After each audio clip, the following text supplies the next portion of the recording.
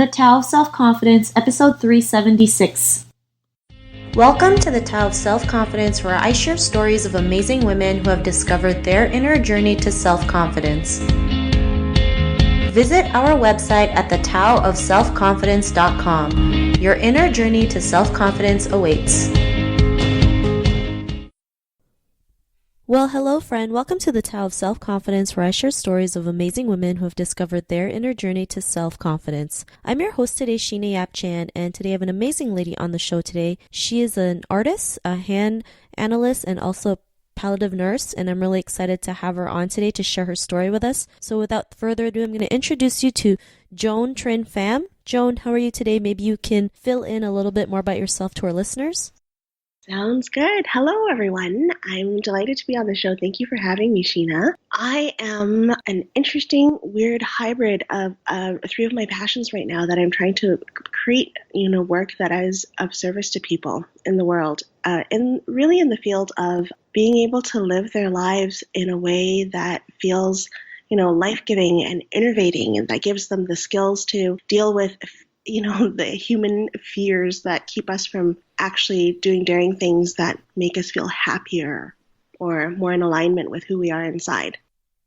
Awesome. Well, thanks for sharing that. And I've always heard, why settle for one when you can do all, right? I mean, we're here to do what we want to do. And if there's three things that you want to do, then why not? That's how I see it.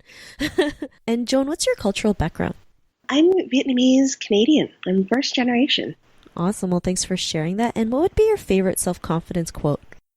Ooh, my favorite self-confidence quote. There's the formal quotes with people that are accredited to that I never remember, but the one that I kind of go by, which collects a whole bunch of wisdom and formal quotes, is, do something scary every day.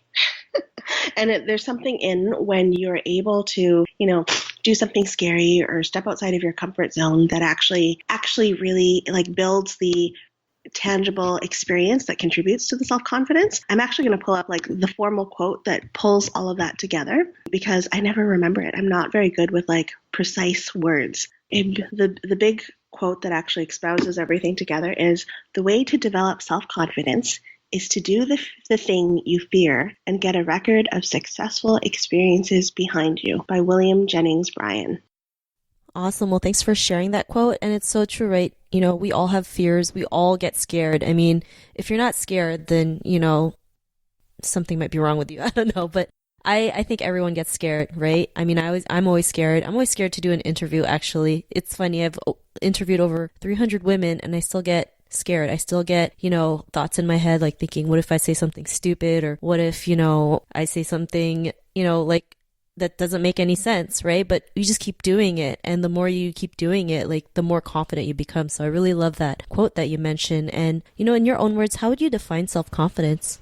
For me, self-confidence is really about, it's grown, I think back to when I was a teenager, and self-confidence meant a lot about how I looked, right? And how I feel good about how I looked and that I had good grades and whatnot. But then in university, as I kept on growing, I realized that when I felt self-confident, it was related to the field of dating. And a lot of it was being brave and being able to speak up and say what I felt inside and follow through with it. Or, as I went through life and incorporated more professional realms, it would be that my self-confidence, or I realized self-confidence was about being able to feel grounded, to trust yourself, to make your inner values real in the outer world. So things like being able to speak up in meetings about issues you saw that were going on despite the fact that you were scared. In my personal life, wanting to develop a skill but being terrified of sucking and just, trying that.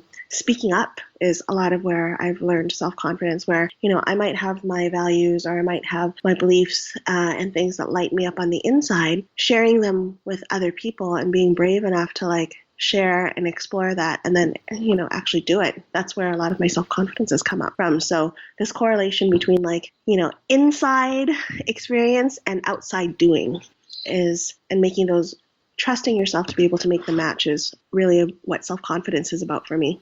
Awesome. Well, thanks for sharing that definition. And I like how you mentioned, matching your inner self and your outer experiences together, which really makes sense because it's all about, working from the inside and bringing it out. So I really love your definition of self-confidence. And what was your life like before your discovery of self-confidence?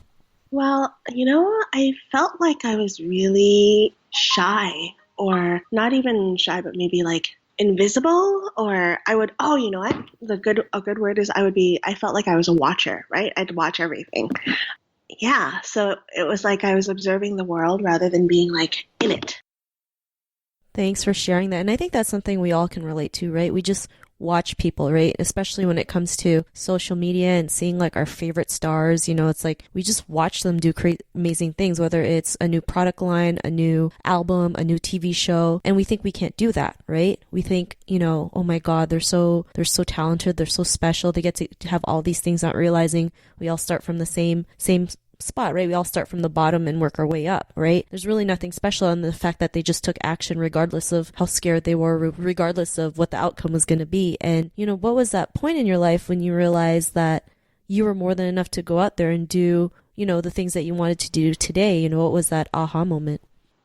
I feel like there's been a lot of tiny aha moments, like even like, hey, I could bring that up in the meeting, or maybe I could do that, and you starting to take like a course or whatever, right? But I think really, if I had to, what pops into my mind right now about like an aha moment or an aha chapter in my life where things shifted was, especially since you mentioned the celebrity thing, I had an episode in my life where I actually explored burlesque, and I did burlesque for like 7 years, and I never, ever, ever thought that I could do it. And the same thing. I went to a burlesque show, and I was sitting in the audience watching these amazing women of all shapes and sizes and colors dancing and performing in this like sexy and also like comedic way. And I realized that they did everything themselves. They chose the music, they did their makeup, they like made their costumes. And I guess my aha was like, oh, maybe I could do that, right? Because I saw myself in them. And then that led to the next, like, maybe I can take a class, and maybe I can make my own costume. And before I knew it, like there I was on stage, right? So that whole chapter of my life when I explored that, that character of myself, Joni Gyoza is my burlesque name. And for those years that I did, especially because I was a shy kid growing up and I had never performed before, that whole chapter of my life was like a whole like series of aha moments that made me think like, wow, okay, I can do this. And especially because it was still taboo at the time, like back then burlesque wasn't quite mainstream yet. It was before Christina Aguilera's movie. So it would still get like a mixed reaction when I told people. They're like, ooh, is that stripping? Not that there's anything wrong with stripping, but it was really interesting to like be in an art performance genre that also like, was, I guess it was a hot button topic. And it forced me to be seen not only on stage, but in conversation in different ways. So that slowly gave me like self-confidence to know that, to be connected to what I valued about it, despite what everyone else thought. Awesome. Well, thanks for sharing that. And I'm sure, for you, it was pretty scary to try something that's totally different, like totally, like you mentioned, wasn't really accepted by society. And I'm sure like if you told your parents, they'd be like, what are you doing? Are you, it's like all these thoughts come into their head and they think like the most negative things about it, right? And you just did it regardless because it helped you become the person that you are today. And because of that, what's your life been like now? I think that in reflecting on it, it's given me so much more confidence and like a quiet belief in myself. And oh, you know what? The biggest thing is compassion.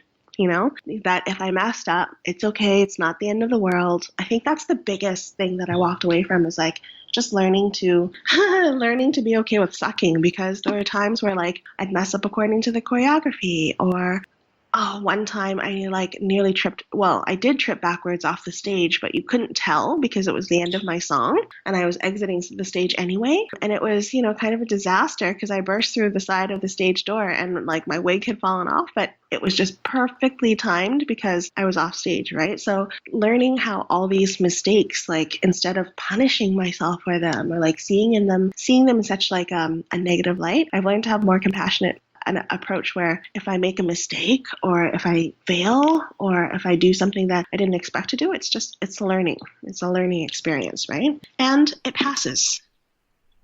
Awesome. Well, thanks for sharing that story. And I love how you mentioned like the making mistakes, right? Because we're so scared of making mistakes to the point where we end up not doing anything because of that fear of making a mistake, not realizing like make that mistake, you learn from it, you can dwell on it a little if you like, and but you have the power to get over it and just keep going. So I really love that you mentioned that, and just learning to own it, right? It's okay to own up to our mistakes. There's nothing wrong with that. We're always here to learn more and more, and the more we can, kind of just let go of that notion and just be open to whatever, it'll be a lot easier for us in the long run. So thanks for sharing that. And, to the woman who's listening to your episode, she may be in her own journey of self-confidence. What would be that one tip you would give to her?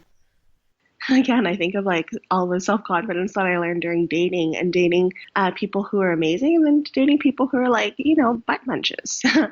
And for other women, whether it's, dating life, professional life, like creative life, mom life, everything, it's just, there's nothing like being able to feel the grounding of trusting yourself and, having faith in yourself that you will be able to create or live what you want, what you actually like desire, what lights you up inside. There's nothing like it. So for other women, it's, do whatever you need to trust yourself. Take those chances, and it's really just a volume of work. The more chances, the more experiences, the more opportunities you have to, experiment and do something outside of your comfort zone. It's the more data you have to go like, hey, I did pretty good there. And it's a growing process. So if you have that within yourself, I think that makes you the most powerful creature in the world. Awesome. Those are some great tips that you mentioned. And I like that you mentioned take chances, right? I mean, life is about taking chances. It's scary, but if you feel that it's something good, that I think you should just go ahead and do it, right? So thanks for sharing those tips. And if our listeners wanted to get to know a little bit more about you and what you do, is there any links or social media profiles we could connect with?